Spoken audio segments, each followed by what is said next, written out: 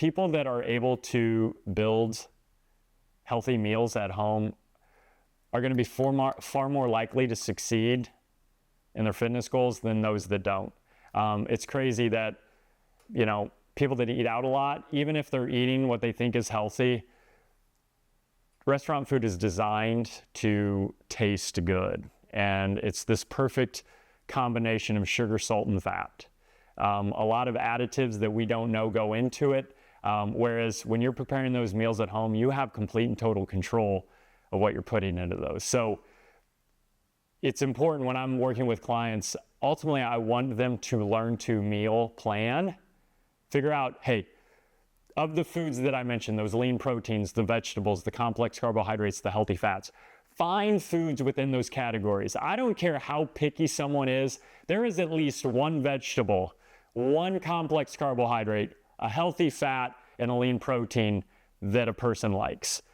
And thanks to the world of the internet, it's like plug those things in, find some recipes, and get cooking.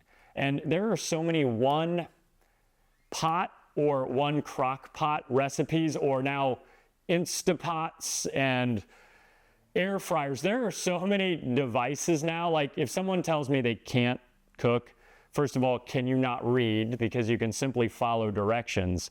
And then we have all the tools at our disposal. So it's so important that you learn how to plan, and that's something we coach here at 2810 Fitness. It's not just, hey, eat better and we send you on your way. We equip you. We help you understand and we teach you what that means. What does it mean to eat better? What does that look like? We give you a chance to practice little things so it kind of becomes second nature, so that when you do look at certain foods, you can be like, okay, I can throw something together. So it's learned. It's like a language. I don't expect people to know it right away.